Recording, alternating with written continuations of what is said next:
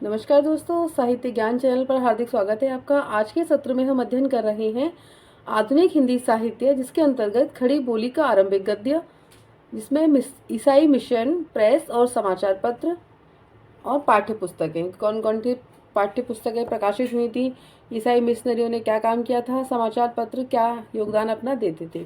तो चलिए शुरू करते हैं इसमें ईसाई मिशन।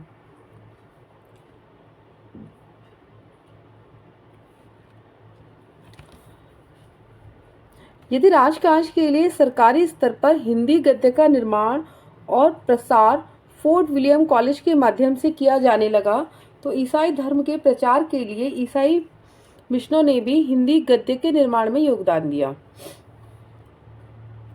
इस धर्म प्रचार के लिए ईसाई मिशन बराबर आया करते थे।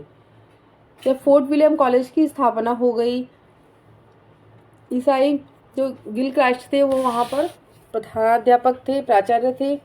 तो ईसाई मिशनरियों को भी समय मिला अपने हिंदी के लिए योगदान देने के लिए। हिंदी गद्य में उन्होंने अपना योगदान दिया।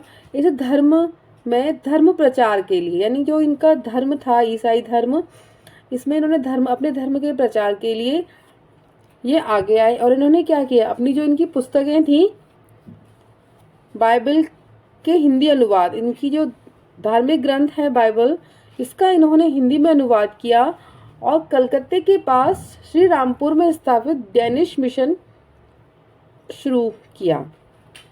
श्री रामपुर में इन्होंने क्या किया, डेनिश मिशन इन्होंने शुरू किया। केरे, मार्समैन और वार्ड ने सन 1799 में इसकी नींव डाली। इस पर त्रयी में केरी की भूमिका सबसे अधिक महत्वपूर्ण थी।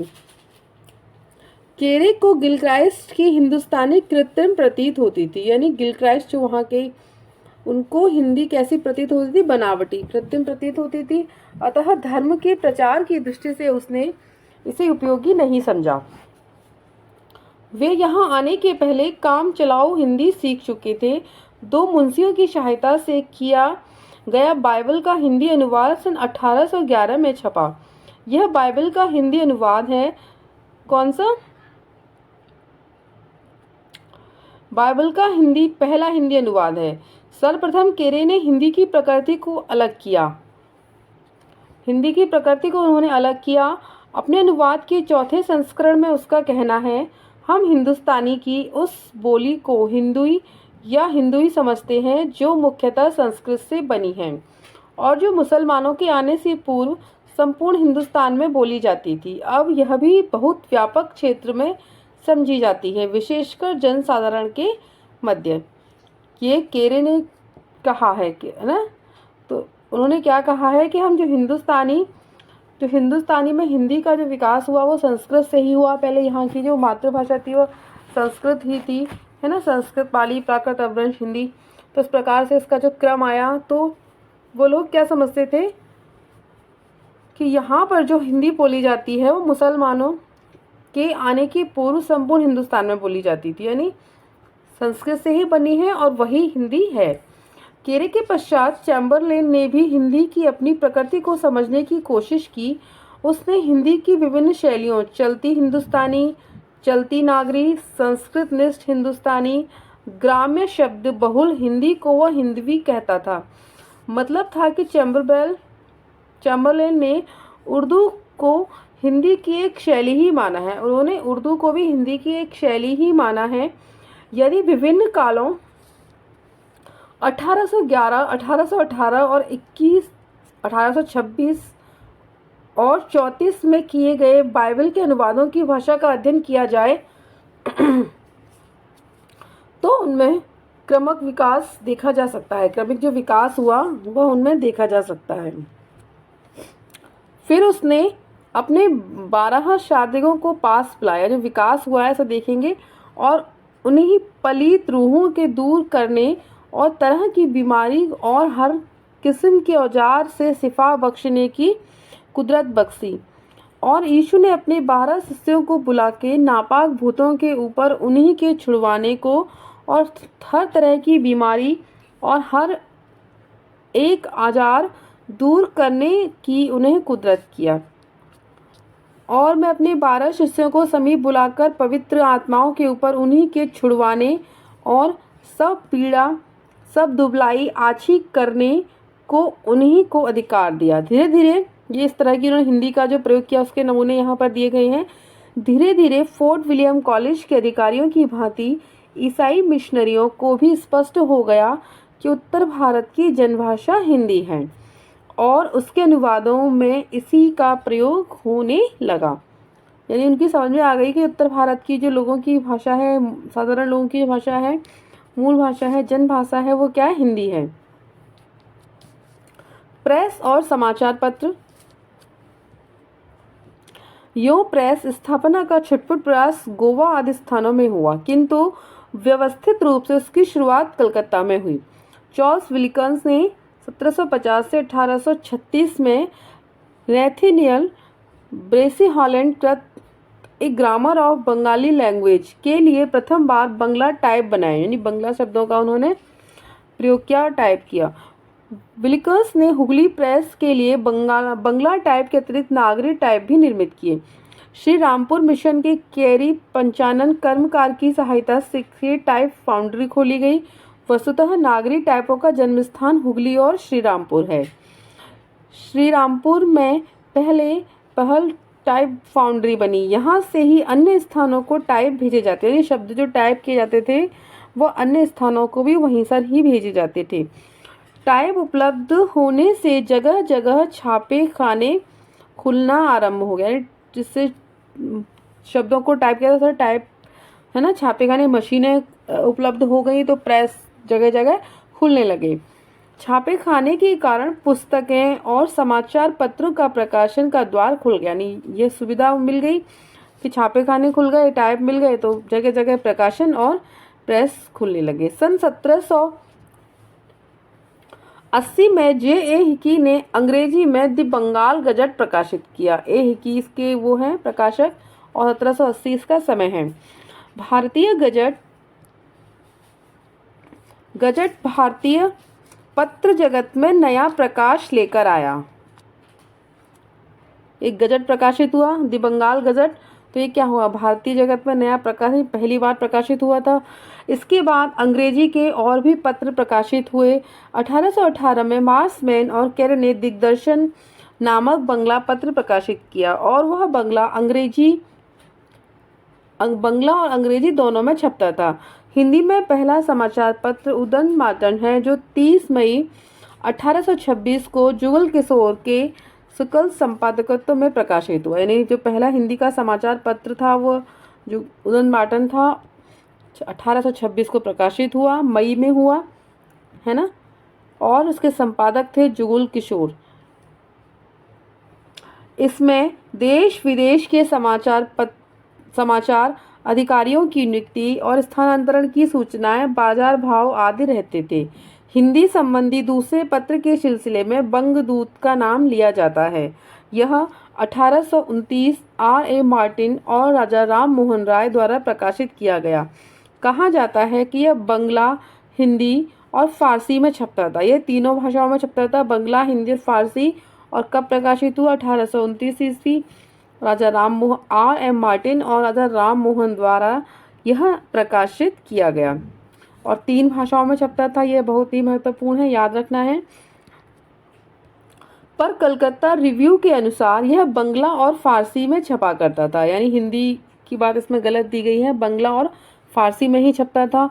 1829 में यह सरकारी आदेश से बंद हो गया, तभी खुला था, तभी थोड़े दिनों बाद ये बंद हो गया। फिर 2 रूपों में प्रकाशित हुआ, हिंदू हेराल्ड अंग्रेजी और बंगदूत बंगला और हिंदुस्तानी और उर्दू में सेठों के लाभार्थ, बाजार भाव, बंगला और नागरिक दोनों में छपते थे। हिंदी पत्रकारिता के क्षेत्र में बंगदूत का कोई स्थान नहीं है।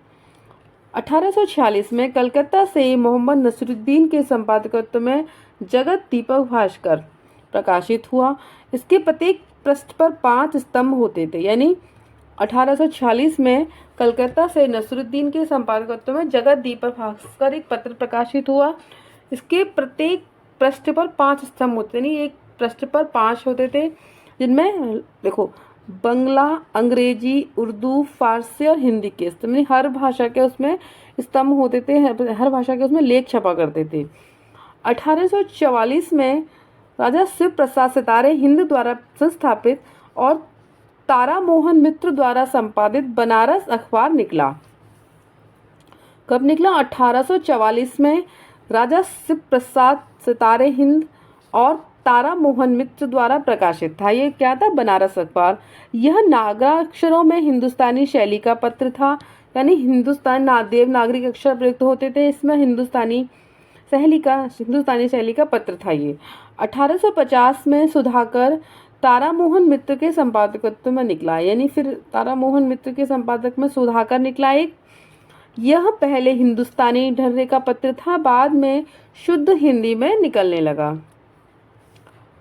सन 1950 से 1967 की ईस्वी के बीच बहुत से पत्र भी प्रकाशित हुए, जिनमें तत्वबोधिनी पत्रिका,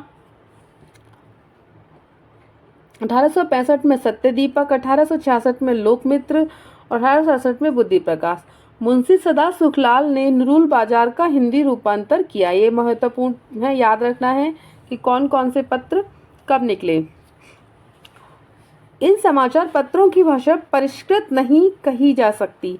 इनमें ब्रजी, अवधी, भोजपुरी के शब्दों का प्रयोग तो है ही, ब्रजी के कई रूप विन्यास भी पाए जाते हैं, किंतु इनकी द्वारा नए नए शब्दों का व्यवहार होने लगा और खड़ी बोली की श्रीवृद्धि हुई, इसमें कोई संदेह नहीं है। नए नए शब्द आ गए। इंसान की जब मानसिकता विकसित होती है, जब सीखता है चीज़ों को, तो नए नए चीज़ें आ गई और धीरे धीरे खड़ी बोली का विकास प्रारंभ हो गया।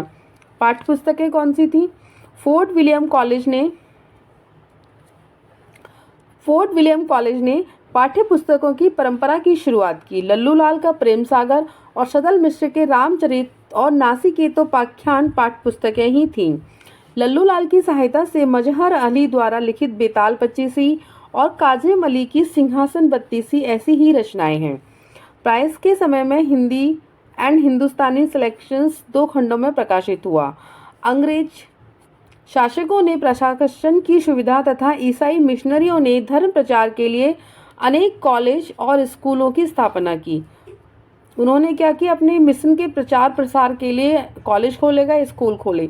19वीं शताब्दी के पूर्वार्ध में Agra college Agra, normal school Agra, Delhi college, Indore Hindi school आदि स्थापित हो चुके थे। ईसाई मिशनों ने नगरों में छोटी छोटी पाठशालाएं भी खुलवाई, यानी आगरा कॉलेज आगरा बहुत पुराना है, ये अंग्रेजों उस समय का ही। और normal school Agra, Delhi college, Indore school सभी ये खोले गए। गांव में भी पाठशालाएं खुलने लगी। फलस्वरूप हिंदी पाठ्य पुस्तकों की मांग भी हुई। यानी जब विश्वविद्यालय और कॉलेज खोले गए तो जो वहाँ पर विद्यार्थी होंगे वो सभी हिंदुस्तान से ही आएंगे, तो पाठ्य पुस्तकों की भी मांग बढ़ती गई, है ना। तो धीरे धीरे खड़ी बोली का भी होने लगा। शासकों और मिशनों के प्रयास से बहुत से टेक्स्ट बुक सोसाइटियाँ खुली। उनमें कलकत्ता स्कूल बुक सोसाइटी 1817 ईस्वी, मद्रास स्कूल बुक सोसाइटी 1828 ईस्वी, Agra book society 1820, Agra school book society 1833 और northern Indian Christian book society Agra Banaras 1848 प्रमुख है। इन पाठ्य पुस्तकों में रतनलाल की भूगोल सार, कथासार, भूगोल दर्पण आदि उल्लेखनीय हैं। कलकत्ता स्कूल बुक सोसाइटी के तत्वावधान में पुरुष परीक्षा संग्रह 1833 अनुदित हुआ। मूल सूत्र 1820 में उसी सोसाइटी द्वारा यह प्रकाशित हुआ। इसमें कुछ छात्रोपयोगी कहानियां संग्रहित हैं। एडम लिखित उपदेश कथा 1824 लघु कहानियों का संग्रह है। 1840 में ज्ञान प्रकाश आगरा बुक सोसाइटी द्वारा प्रकाशित हुआ। इतिहास, भूगोल आदि विषयों के साथ साथ ज्ञानांतर या सार या मेटेरिका मेडिका 1821 हिंदुस्तानी छापाखाना कलकत्ता से प्रकाशित हुआ। इस तरह और भी अनेक पुस्तकों का उल्लेख किया जा सकता है। बीबी रो साहित्य के मूल मंत्र की भाषा देखिए। छोटी दांत लड़की की बात। एक छोटी लड़की, एक कहानी है ये। एक छोटी लड़की 4-5 बरस की एक गरम रोटी खींचने को चाहती थी। उसने रोटी वाले को जाते देखा, तब रोटी खरीद अपनी माँ से 1 पैसा मांगा। माँ ने 1 पैसा दिया, तब वह दौड़ी और तुरंत मोल ली, यानी तब दौड़कर उसने 1 रोटी खरीद ली। फिर आके दरवाजे के पास उसने गरीब औरत देखी जो खाने मोल लेने के वास्ते पैसा मांगती थी, क्योंकि वह बहुत भूखी थी। उसने कहा कि मेरे पास कोई पैसा नहीं, लेकिन हम जाके अपनी माँ से पूछेंगी पैसे के वास्ते। तो वह भीतर दौड़ी गई और जल्दी से फिर आई। गरीब ने कहा कि मेरी माँ के पास और कोई पैसा गरीब लड़की ने कहा कि मेरी माँ के पास कोई पैसा नहीं, लेकिन 1 रोटी वहाँ है, तुम्हारे वास्ते गरम भी है, लो खाओ और दिल खुश रहो। हम भी खुश हैं कि मेरे पास जो था वह भूखी को दे दिया। पाठ्य पुस्तकों की भाषा बाइबल के अनुवाद की भाषा की अपेक्षाकृत साफ सुथरी है, यद्यपि ब्रजी के स्पर्श से सर्वथा युक्त, यानी ब्रज भाषा का उसमें थोड़ा सा पुट है।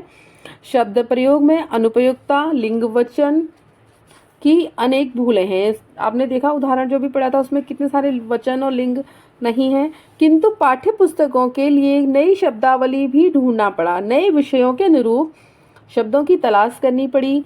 इस तरह भाषा की श्रीविद्या में पाठ्य पुस्तकों का महत्वपूर्ण योगदान है। जब विद्यालय खोले गए, विश्वविद्यालय खोले गए, छोटे छोटे बच्चों के लिए पाठशालाएं खोली गई, तो पाठ्य पुस्तकों में भी बहुत अनिवार्य विषय था कि पाठ्य पुस्तकें होना भी जरूरी है। तो धीरे धीरे इन सब का विकास होता गया। तो आज के सत्र में इतना ही, कल इससे आगे पढ़ेंगे। आज के लिए आपने अगर अब तक चैनल को सब्सक्राइब नहीं किया तो सब्सक्राइब कीजिए, शेयर कीजिए, कमेंट्स कीजिए। Thank you.